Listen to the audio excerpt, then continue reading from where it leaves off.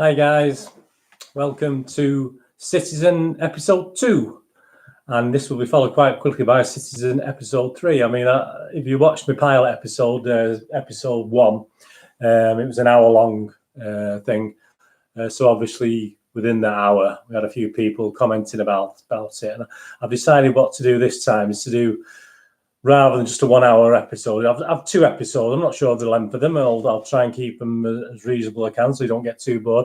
But I'm going to make two Citizen episodes. One of City of the Past, which obviously I'm calling City Past at the moment, which obviously looks back at my personal memories, being following City from the early mid-60s.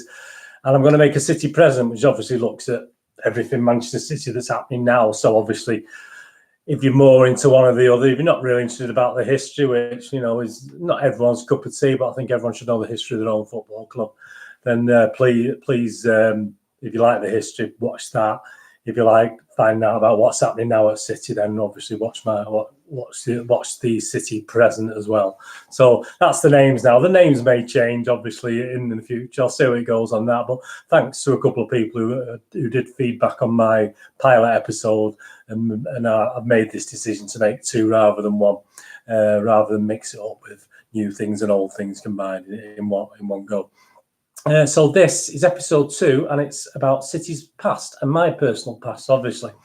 As I told you in the pilot episode, I've been following City since the mid-60s. I used to live in Withington. We moved to Withington when I was 2. So my dad took me to Main Road, which is just down the road. But one interesting thing, I was looking at obviously there's a lot of families that are split. Obviously, you're always going to get something where a couple of people to get together, a man and a woman, they probably support different teams, etc. But strangely enough, my family was exactly the same. I had 2 sisters and 2 brothers. My sisters weren't really interested in football. And of my 2 brothers, my middle brother, Richard and Alan were my brothers. They're both passed now, sadly. But Richard wasn't interested in football at all, or any sport, to be honest with you. But Alan was. Alan was a big sports fan like myself. And even though he's 11 years older, we obviously would play different things together: football, cricket, tennis, you name it, mini golf, everything. We sort of very sporty minded. Obviously, we even played for the same football teams at one stage. When I started playing football when I was 14 for a Sunday league team, Alan was still, obviously, he was playing for the same team for a while. And sadly enough, I remember one team I joined, I actually ended up playing right back most of the season, and poor Alan ended up as sub, even though he invited me into the pub team. Well, a bit ironic, but there you go. Yeah, so Alan was a big United fan. I mean, it's just strange. I mean, but if you think about it, Alan, we lived in Prestwich previous to this. So obviously Alan had been going to school in Prestwich, and like anything, and my dad was a City fan. I think he had been to see City and United over the years, like a lot of people of that generation did in the 50s, etc. They went to watch both clubs. So I think Alan, obviously, I'm not sure everything my dad has said, but obviously everyone's passed now, so I can't really discuss it with them. But obviously, Alan started supporting United, and obviously when we moved to Withington, he was still United. He didn't change allegiance because we moved a mile and a half up the road from Main Road. He was still a United fan. But obviously, my first thing was City, going to Main Road with my dad. But obviously those days I went to a school in Withington, which was called Old Moat Junior School. Went to the nursery, obviously, for a year or 2. I can't remember the specific, but I've forgotten that now. But Old Moat was quite. There was a lot of City fans. So peer wise, if my dad hadn't taken me to Main Road and not been round the corner, obviously I probably would have ended up a City fan anyway, because a lot of my peers at school were City fans. So that probably would have happened. But obviously Alan wasn't. He was obviously a United fan. And in the next episode of this, I'll tell you about this 67-68 season, which was special significance, obviously, for City and United. An amazing year, and obviously there's a couple of things myself and my brother got up to. It's quite interesting that I'll tell you about on the next one anyway. But yeah, so Alan, my big brother, was a United fan. He actually did come to Main Road a couple of times with me over the years. I'll probably talk about that as well. To watch the good team but obviously for a long time I got a lot of stick off Alan, obviously, who has they went from high to high, and we went down sort of thing. But yeah, so I don't think there's anything more. I mean, I don't think there's any chance that Alan had an influence making me into a United fan. And I think the move to Whittington actually guaranteed I was going to be a City fan. But in all fairness, I can only think that if we stayed in Prestwich, would I become a United fan? Who knows? It depends where I went, etc. But there you go. Yeah, so that's a little bit about me, because this Citizen episode 2 is about City's past. Obviously, that's gone back to the 60s there. But what I'm going to do today is have a look at, I've delved into my memory boxes. I think I mentioned those in the episode 1. And I've always collected things over the years. I've always done various things, personal and for Manchester City. So I've got memory boxes here with me where I live now, and obviously my lad's house he's got a loft there. I'm a bit short of room here, so he's got a few memory boxes in his loft there, which I'm going to drag over, obviously, because I'll need these over the coming episodes to delve into. And I've just literally picked again. I've got a few boxes there. I've just looked at the very first box. Obviously, like episode 1, we were back in 97, 98 in episode 1. So I had a delve of August 97, 98. So what I'm going to do now is we're in September. So I'm going to have a look at September. So I'm going to have a look at September 1989, which obviously covers the 1989-90 season, which was an interesting season because City had just got back into the first division after a couple of years in Division 2. So it was an interesting season. We had at the helm, obviously, we still had our wonderful chairman, Mr. Swales, but we also had Mel Machin as manager. So it proved, obviously, as I say, when I looked into my box and dipped in, that's what came out. So we're going to look at September 1989. August hadn't been fantastic. 89, our first game was away to Liverpool, which we'd lost 3-1, which wasn't very good, obviously. But I mean, let's face it, Liverpool away. I mean, that was quite good. A crowd of 37,628. Not a massive crowd, but you know, that's not too bad a crowd for the time for the 89-90 season. That was in August the 19th. On the 23rd of August, we had our first home game. We lost to Southampton in front of a crowd of 25,416. And then we played Spurs, and we drew with Spurs in front of a good crowd, 32,004 for the Spurs game. And at the end of August, 30th of August, we played Coventry City away, and unfortunately lost that 2-1. That was in front of 16,111. That's Highfield Road, it would have been at the time. I've been there 2 or 3 times. So we ended up, end of August, 4 games played, 1 point. So it wasn't the most auspicious of starts, was it? 1989. If you think back to 1989, when I was 30, then I had all my 3 kids. I was obviously getting to some games, as you'll see. I've got some programs here. I was able to get to some games, and I think I was taking my eldest girl, Leanne, and I think my son Mark. Obviously, I've got a younger daughter, Sarah, but my son Mark would have been 89. He would have been 6. So I think there's a chance I would have been taking Mark as well to some of these. So in 89, obviously, say I'd been married 10 years, so I'd be 10 year, just had my 10-year anniversary.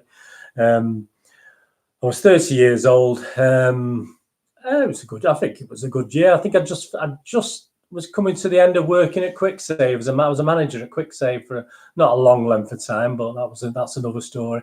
But I was coming to the end of that. And then think back to 1989, some comedies that started on British TV in 1989. Birds of a Feather, Commercial Breakdown with Jasper Carrot, and something called Desmond's, which I know was popular, but I couldn't get into Desmond's, to be honest with you. At the cinema, the big films were See No Evil, Hear No Evil, Fly 2, Lethal Weapon 2, Dead Poets Society. And the biggest grossing films of 1989 were Indiana Jones and the Last Crusade, superb film, Batman, superb, and Back to the Future 2, superb. And in the charts, you had Ride on Time by a Black Box. This is September 89, Ride on Time, Black Box. Madonna was there with Cherish. I used to love Madonna, used to always get her albums. Pump Up the Jam featuring Felly was also there. And if you wanted to buy a pint of lager in 1989, it was anywhere between £1.10 and £1.50. So obviously down south it's probably £1.50. Up here it's probably £1.10. But so average out about £1.30 for a pint of lager. So 89 was a good year, but unfortunately August hadn't started too well for City. So what I'm going to do now is just play around with the camera now to actually show you some stuff, which I hope you'll enjoy.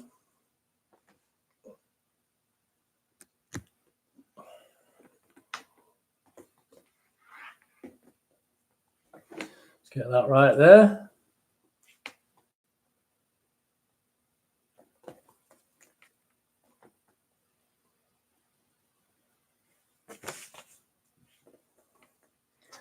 So you think about then, obviously September. So we won 30th of August as our last game.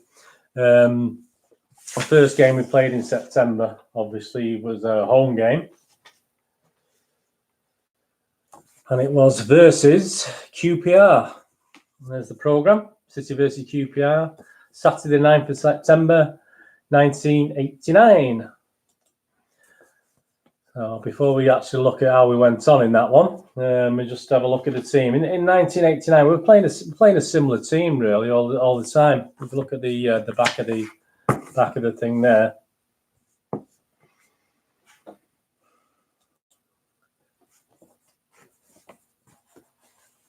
Get that on for you.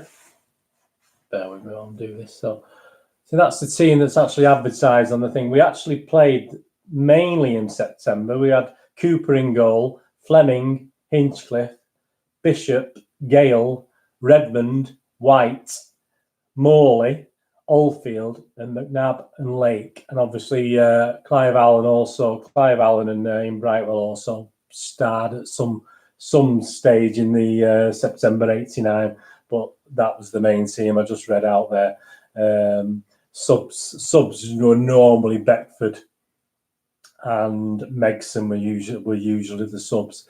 So as you can see from that there. So City versus QPR. Look inside. City sidelines, all different news, social club news. Picture of good old Nigel Gleghorn there. Manchester Evening News family stand, 3 United tickets there for the family stand if you wanted them.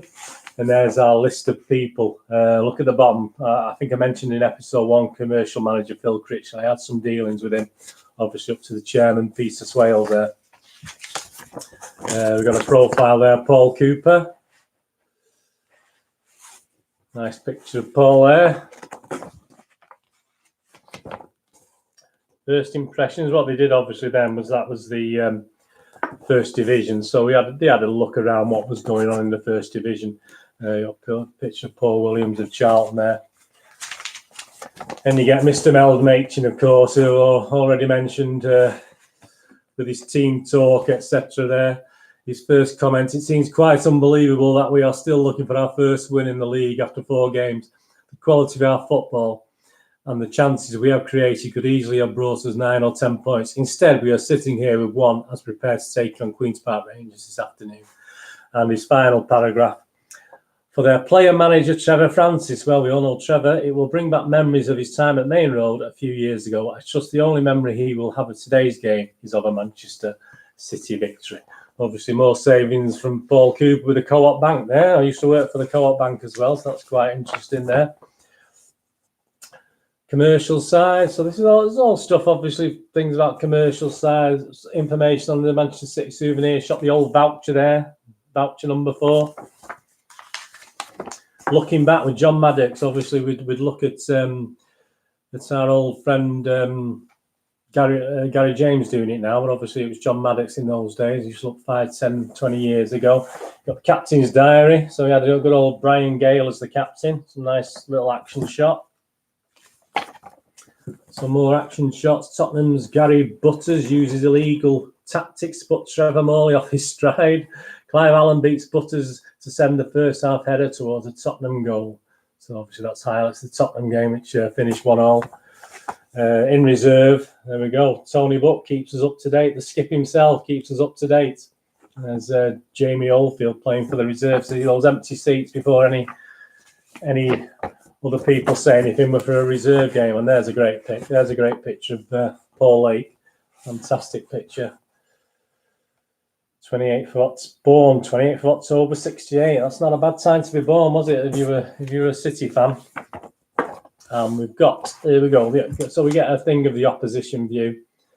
Obviously, Clive Allen had links to QPR who were playing this day, and obviously a look at QPR team.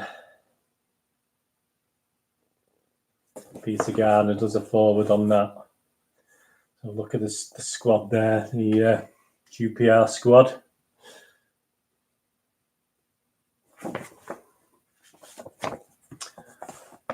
Video, I used to have that one, City are back video, only $9.99. So there's not much difference in price these days. This is what they used to be. You see a little Junior Blues page. City supporters travelling club giving you information how to get to the grounds, and then obviously the thing with showing City sadly next to bottom there after 4 games. The attendances make interesting reading. So if you look at the City for the year before, we averaged 23,500 the year before that, but it was still, I think, the 5th to 6th highest. I mean, Arsenal 35, Everton 27, Liverpool 38, United 36. So they're the only ones that are 24. Tottenham. So Tottenham's higher than City, but City are there 5th to 6th at 23,500. Obviously early days this season, but we're talking 28,710 there for this season. So it's early days, but again, we're in the top ones there. Arsenal 33,000, better it. Everton better at 31, Liverpool 37, United 43. But apart from those, it was obviously the 5th highest crowd.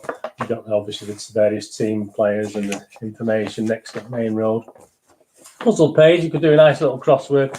A little bit there in Kazu Dana, unfortunately. Club officials supporters will have been saddened to hear of the death of Kazu Dana, who was killed in a road accident in America last weekend when his car collided with a parked lorry on a highway north of San Diego. Dana was aged 41. So very sad that. I mean, I remember obviously watching Kazu Dana. Another action pick there. David White turns in celebration after heading Andy Hinchcliffe in swinging corner past Eric Torsvet in the Tottenham game. More information. Ticket office news. Let's see how much tickets are on here. What we're saying. Family stand tickets available. £4 for adults, £2 for the juniors. That's for City versus Brentford League Cup tie to be played in October. And a very limited number of standing tickets are still available for Brentford there. So ticket prices, obviously, you can see, were incredible, really. I mean, those days, look at those kits. Look at that. Look at that. There's a blast from the past with those kits there. Fantastic. Yeah. So that was City versus QPR. Now, if you look, I use a little website called City Till I Die. Obviously, that day we drew 1-0. So we beat QPR 1-0 in front of a crowd of 23,420 with Clive Allen scoring the goal. So that wasn't too bad, was it? That was the first win we've got on the board. Right, so that's that. Right, we're going to the next one now. The next game. Sorry, it's not that one. This is where it all goes wrong, obviously. So the next game we're talking about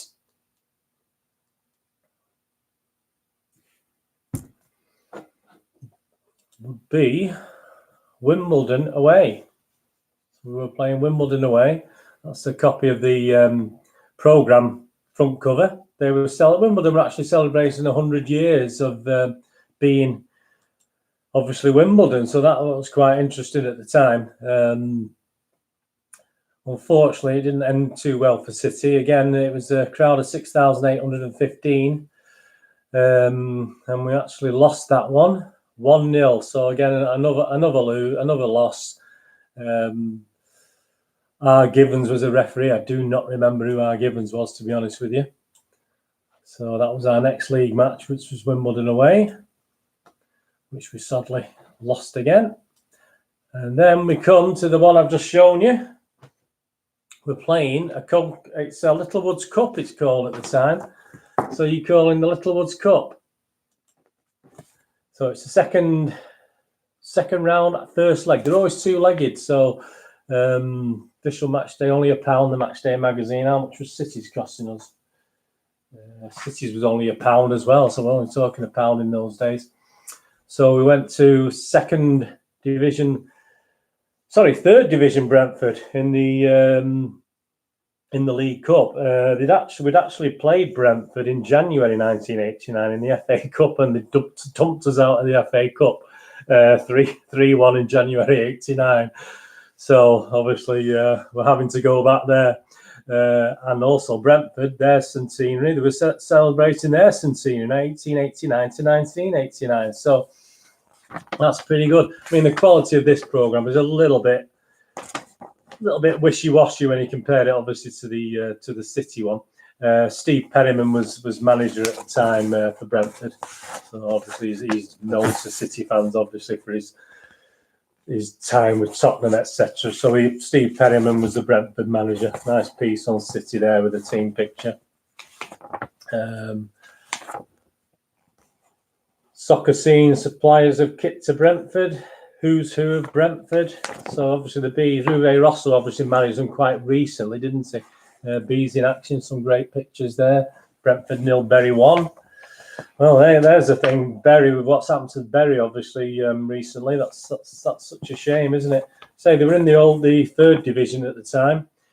Some more action pictures from the encounter here with Manchester City at Griffin Park in January. So that's actually action from January. I'll say that's a horrible day for. I mean, I'm sure some of you were there. Richard Cadet returns. Nice picture.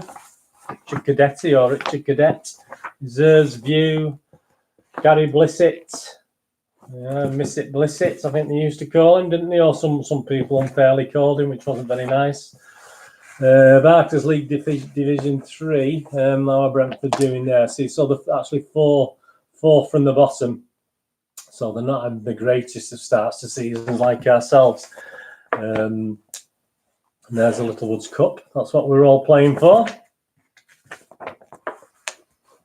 Some off-field things, some little kids things, and sportsmen's dinners and various commercial things for Brentford. Let's have a Brentford's lineup. I say Gary Blissett rings a bell, but apart from that, I am struggling. It was the first leg. Unfortunately for us, we lost again to Brentford 2-1. Fortunately, it was a two-legged affair, so we did have a chance to get back into this one. And it was watched by a crowd of just over 6,065. And I'll just break with tradition here. We did play the second leg in October at Main Road against Brentford, and we won 4-1. So obviously on aggregate, we won 5-3 on aggregate. So we did get through to the next round of that the Littlewoods Cup. So that wasn't too bad. And then that takes us to a very interesting encounter. 23rd of September, at an encounter with Manchester United that has gone down in history. Obviously, when I purchased this program for £1, I wasn't going to be aware just how much in history this thing was going to go down. Obviously, so if you look at the magazine, it's all the same stuff. There's Mr. Swales doing some commercial stuff. Clive Allen, 6-week-old baby. Little Alex Reese, born this year to proud parents Alex and Margaret from Denton, is a miracle baby. After his parents have been told they were unlikely to be able to have children. When the £5 bundle arrived, Father Alex wanted to name his son after the entire current City team, but Margaret, who's a United fan, there we go, we're talking about that, was not quite so keen on the idea. So there's a great Clive Allen. City profile. Gary Fleming, there we go. Look at the moustache. It's a cool moustache. First impressions. So we've got there's Mark Hughes. There's one of the guys who haunted us time and time again, playing for Manchester United. City team talk. Obviously, Mel Machin. What does he say in this? I would like to begin my column this week by welcoming the directors, management, and players from Manchester United. Someone told me that if we beat United, everything else is forgiven. I suppose that just shows how important derby games are to our supporters. and naturally I want to be the winner in my first Manchester derby. So there you go. Mel Gibson, there's a colour one of City's video from last season. City commercial, City souvenir shop. How much are the things costing? Let's have a look.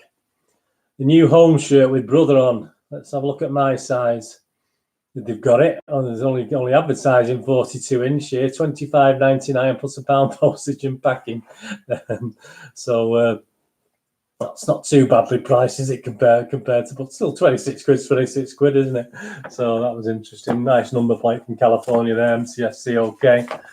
Looking back, John Maddox looks back again. Mr. Gale gives his views. Action replay of the QPR game, which we did win, thankfully. Nice action pictures there of that one.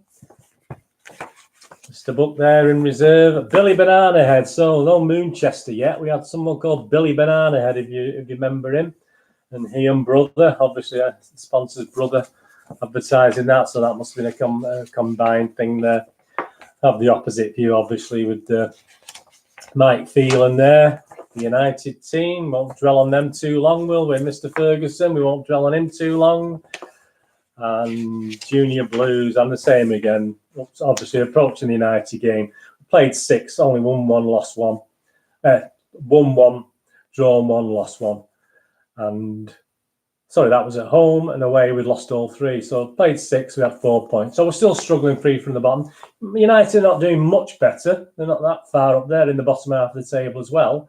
So yeah, they were struggling a little bit when they came to us.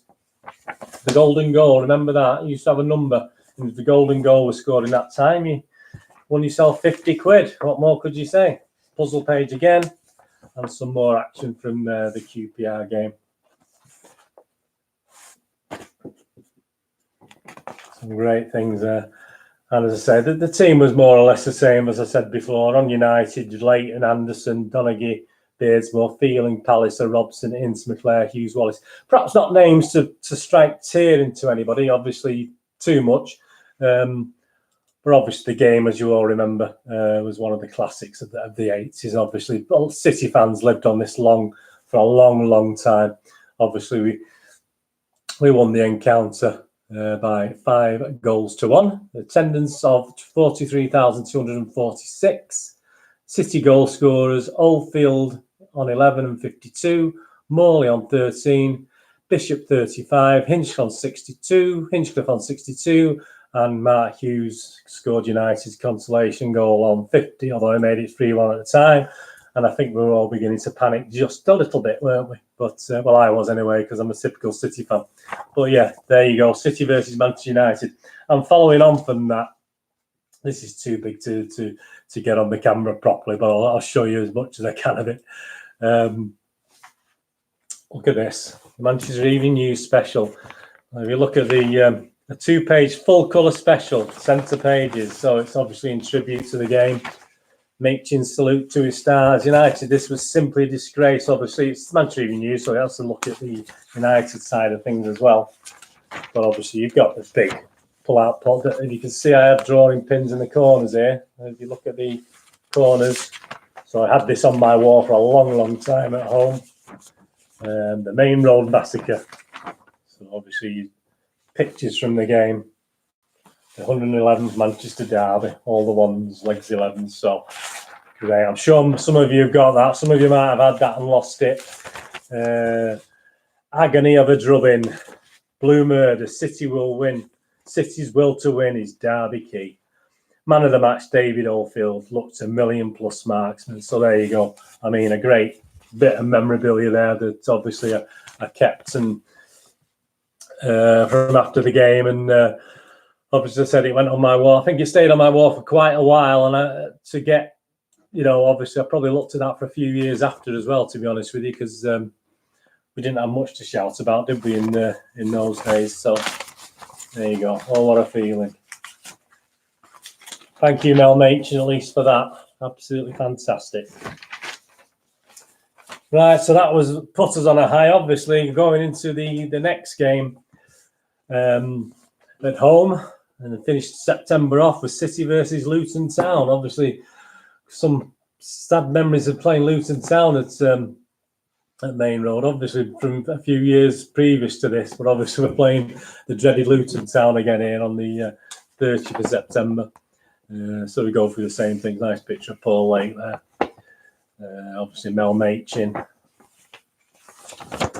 David Oldfield's obviously, fittingly enough, after the United game, obviously takes the profile page there. David Oldfield. First impressions of Ian Rush at the time there. So that's Division 1 stuff. Machin's team. So let's see how happy he was with the win. Our 5-1 win against United last Saturday was fantastic for everyone connected with Manchester City.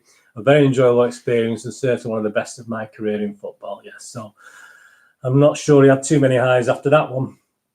And his final column, don't forget, we also need your support for our Littlewoods Cup return leg against Brentford on Wednesday, and that we have no league game yet Saturday when there will be no First Division programme. So, as I said, we managed to win that one, but that was the next game at home after this one. As a special thing, we even brought out a City, this is how desperate we were, we even brought out a City versus United video. That's how desperate we were for success, obviously, in 1989-90. Looking back, John Maddox looks back again. Mr. Gale does his thing, and we got some great pictures again, similar to the evening news ones. 1-0, 2-0, 3-0, 4-0. Well, 4-1 at the time, so not 4-0. If you look at the crowds there, I mean, I always remember playing United with and the United side was usually quite chocker. But I think for this one, they obviously had the Platt Lane as well, if I remember rightly. There was a bit of trouble at the game. So obviously you can see the stats of City side, which looks packed. But obviously United side is not quite as chocker. But I said I think they had the Platt Lane as well. So that just you'll see a lot of older derbies where this side of this, when the segregation was built. Obviously I used to go when I first went. We didn't even have segregation, so that was a fun time with United games. But you know, you'll see this side absolutely chock-a-block when in some pictures, which will probably come over the years. There's a great picture. And then it was 5. Absolutely fantastic picture. Andy Hinchcliffe in it. I mean, that's the sort of thing you'd put on your wall. I would have put on my wall as a kid anyway, if I ever used to chop my programmes up. A little bit on Luton Town. And the boss, Ray Harford, he's the manager there. Ray Harford. The team there, Luton Town. Do I know anyone on that team? Let me have a look. Not really. It might be better. I'll look at the back page, see if I ring any bells on there. There's the old Frank. There's Mr. Frank Sidebottom, well-known Junior Blues section there. God bless him as well. He's left us. So the table's looking a little bit healthier. We've moved above Manchester United, which is nice. That didn't happen often in those days either. So there you go. We moved above 1 goal difference. And obviously our average home attendance with the 40,000 against United had plunged us into the top 4 there with a 31,000 plus attendance. So that was all good, obviously. When you're getting 20,000 less against other teams, obviously when you play big games like against United, it helps everything. And the last pictures there on the United, Paul Lake, the Derby Day goal maker. So Paul Lake had a great influence on that game, obviously. And the back page, Luton Town, as I said, I wasn't sure of the players. No, Mick Kennedy, I may have heard of him. So, yeah, I mean, that was Luton Town. And the results of the game, Manchester City 3, Luton Town 1, with a crowd of 23,863. City scorers were Oldfield, Bishop and Brightwell. So they finished off that.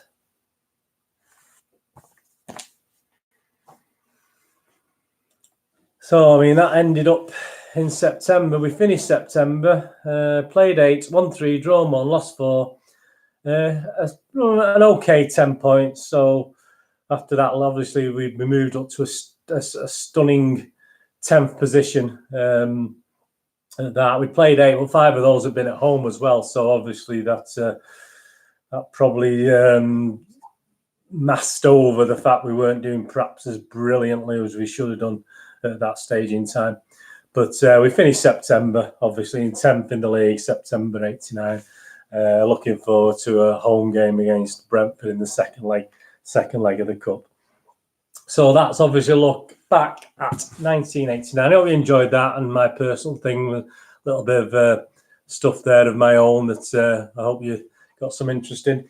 And now what we're going to do, obviously, we're going to have a look at things just in the Twitterverse that are quite interesting. Obviously, the thing with Twitter is there's a lot of bad language, etc. on Twitter. Obviously, there may be the odd thing sneaking. I've tried to make this as readable as possible without being too much bad language. Some things I've looked that I found from the past that are quite interesting. Killian M2, MTV Archive on Twitter. This one's quite a good little watch. Health and safety rules were a little more lax around football in the 90s. So it's City in 1993 playing a friendly away at Galway United FC. So you look at if you watch the thing. I mean, if you just look at the crowds are actually on the pitch. I mean, there's no stands by the looks of it. It could easily be a Sunday League game. I mean, I do believe there has been trouble in Ireland over time involving Manchester City. But this one, obviously, looking at it, and obviously you'll see the ref blow his whistle there for full time. So you see some stewards come on now to try and shepherd the players off. Doesn't seem to be any real big problems in this, so it's all going off quite smoothly. If you carry on watching, you just look at all the fans coming on the pitch there.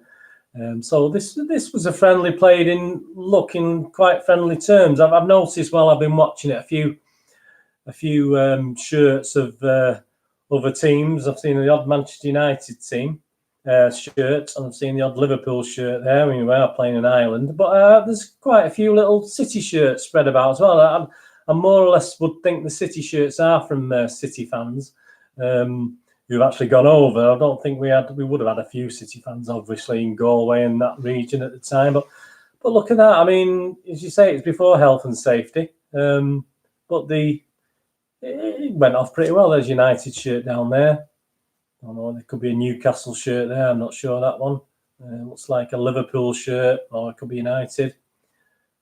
Another United shirt there. So it's funny because obviously, if you can see that, and obviously, as Killian is pointing out, I mean, this is before health and safety. You wouldn't get anything like that now, obviously. But that just quite interesting to me. So Killian M2 TV Archive on Twitter. He does some good stuff. Give him a follow.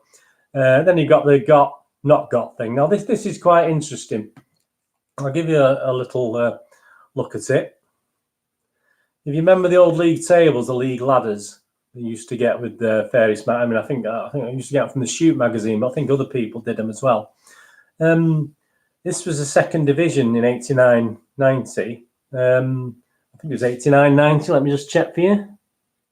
Yeah, I'm fairly sure it's 89-90. There's a team missing. Can you suss out which team it is? Give you a few minutes. I'll pause it if you're having a think. It is alphabetical. Yeah, but those little tabs used to fit into your league tables, and it's quite interesting because they give little facts on the tabs as well. So obviously with Barnsley there, Oatwell founded 1887, their record gate 40,265 versus Stoke in 1936, nicknamed the Tyke. So even on that tab, there's information on each of the clubs. Yes, I mean that was the one missing is Leeds United on that one. So that's quite interesting. So if we go back there. And the next one we're going to have a look at, and there's been quite a few things going about Pep's influence on English football, and it was quite funny at first. There are some funny ones. It's getting a little bit boring now, but obviously this one goes back to a very famous game, obviously City and QPR. Try and get that at an angle for you can see it.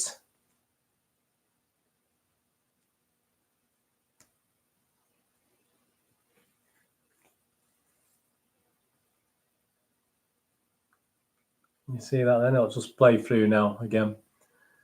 You see, it's obviously the joke is Pep's influence, and as you can see, it's an absolute chaos in defence. In the defence here, it's absolutely, yeah, that's probably better, isn't it? I'll do it at that angle for you. I'll just start it again for you. QPR 0, Man City 0 at the time.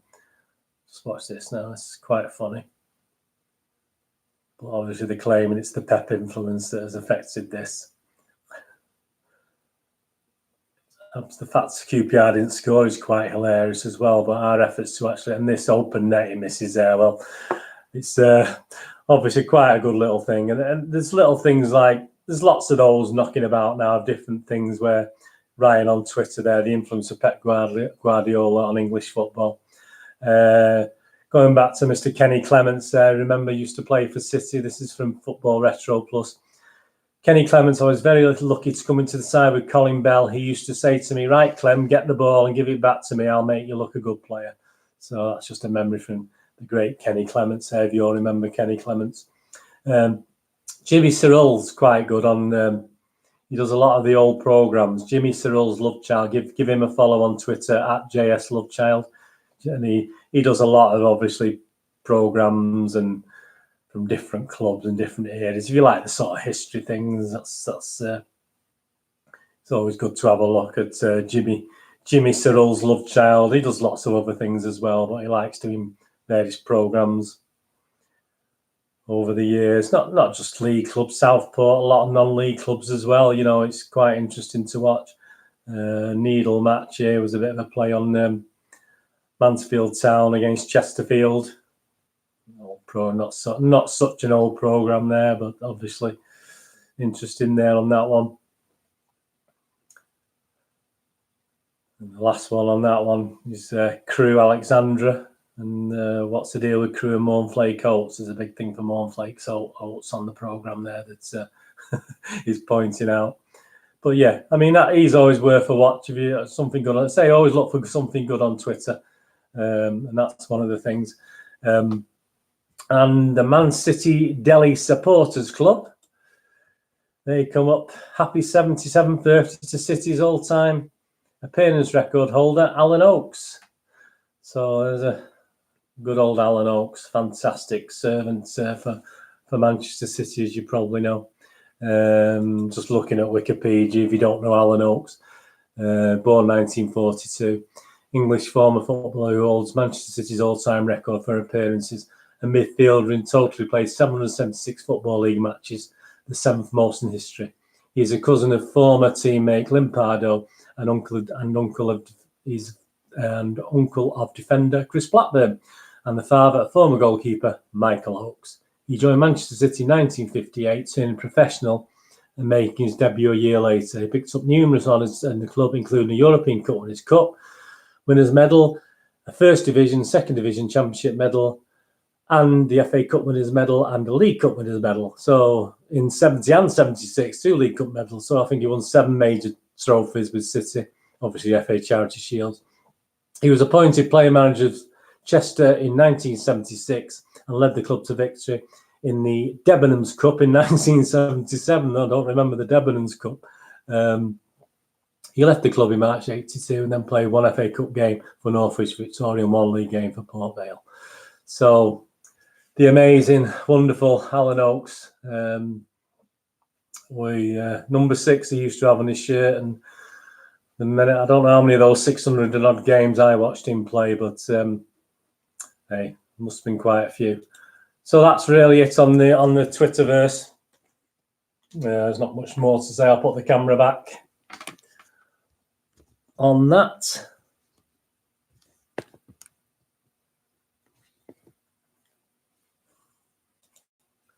Got my ugly face again. So hope you enjoyed that. I mean, it's 43 minutes, not too bad.